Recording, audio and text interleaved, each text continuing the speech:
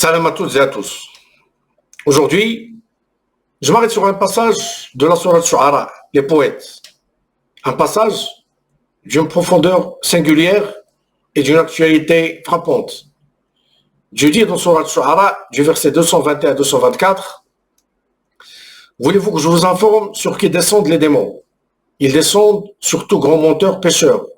Ils tendent l'oreille, mais la plupart d'entre eux sont menteurs. Et quant aux poètes, les égarés les suivent. » Remarquons d'abord une nuance capitale. Dans de nombreuses traductions, on lit « descendent ». Le terme arabe « tanazzalu » ne doit pas être compris dans un sens purement spatial, comme si les démons descendaient physiquement sur quelqu'un. Ici, le verbe renvoie à un processus d'inspiration trompeuse, d'insinuation graduelle.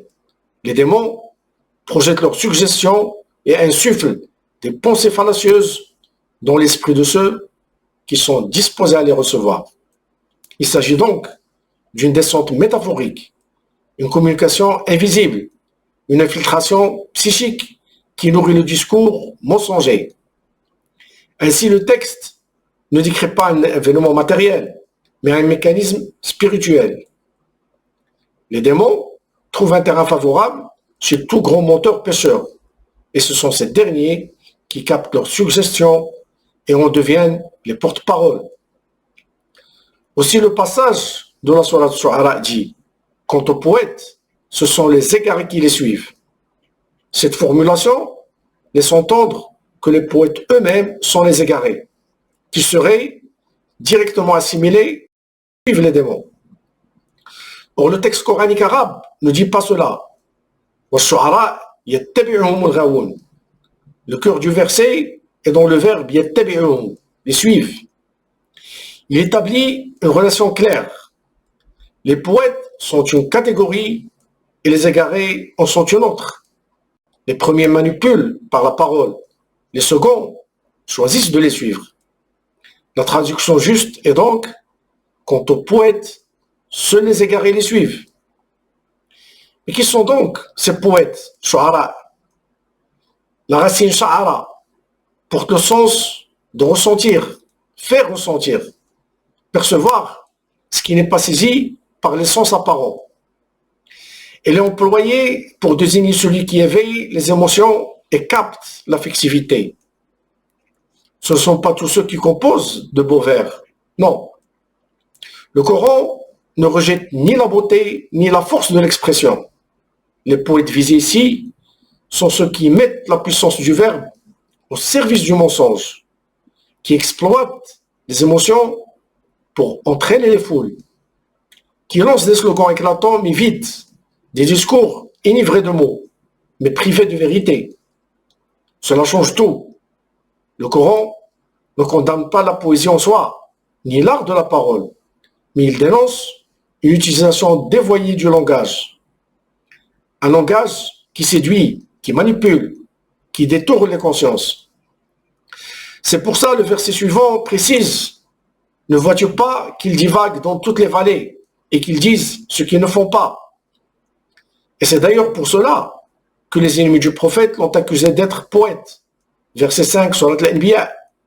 Ou bien il l'a inventé, ou c'est plutôt un poète. Mais Dieu leur répondit, versets 40 et 41 sur Al-Haqqa. Ceci est la parole d'un noble messager, et que ce n'est pas la parole d'un poète, mais vous ne croyez que très peu. Arrêtons-nous devant ce mot, vallée, en arabe, wadin.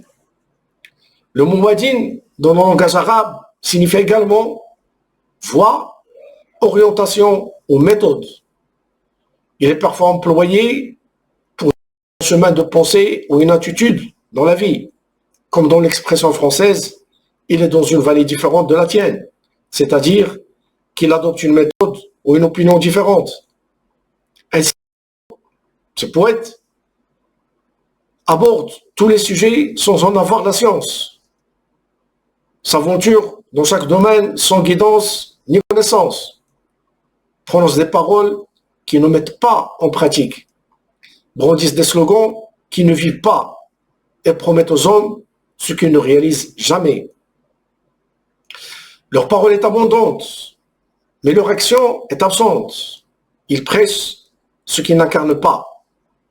Voilà des manipulateurs du verbe, des maîtres du slogan, des séducteurs de foule. C'est ça, Shu'ara, dans le Coran. Et qui les suit? Les égarés. Dans le Coran, l'égarement n'est pas une simple faiblesse intellectuelle. C'est la décision de préférer le faux à la vérité, de suivre la séduction au lieu de la preuve. Ces égarés ne sont pas seulement victimes, ils deviennent complices de ce qu'ils élèvent en guide et s'exposent ainsi au même sort qu'eux. Le texte ajoute ailleurs, verset 91, « Et la fournaise sera exposée aux égarés. » Ils ont choisi le faux, et leur choix les conduit à leur perte. Mais la sourate ne s'arrête pas à ce constat amer. Elle ouvre une porte d'espérance et de discernement. Verset 227. « Excepte ceux qui croient, accomplissent les bonnes œuvres, invoquent souvent Dieu et se défendent après avoir subi l'injustice. » Ici, tout bascule. Le Coran établit une différence entre la parole vaine et la parole vivante.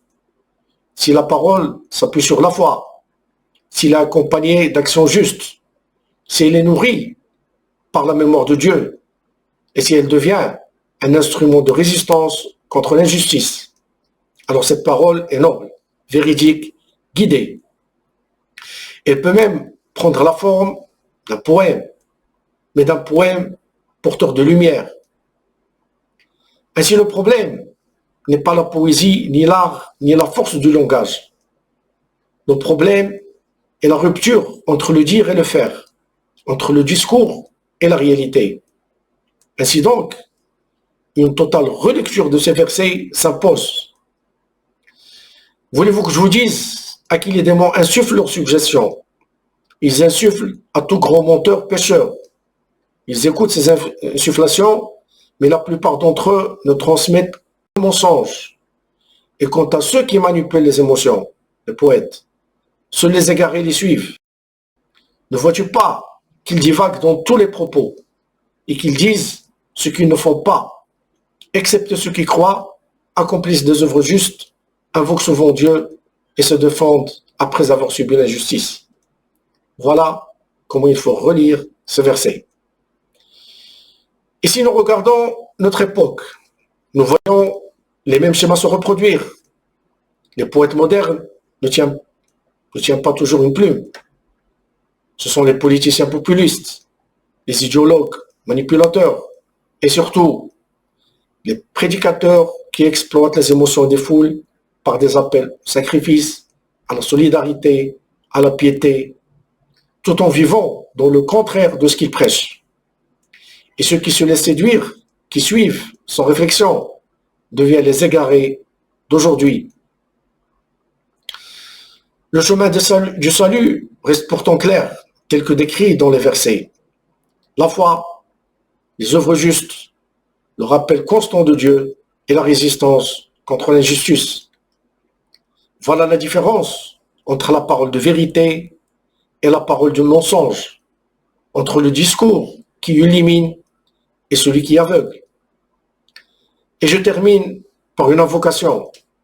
Ô Seigneur, fais de nous ceux qui écoutent la parole et suivent ce qu'elle a de meilleur, et ne fais pas de nous des égarés.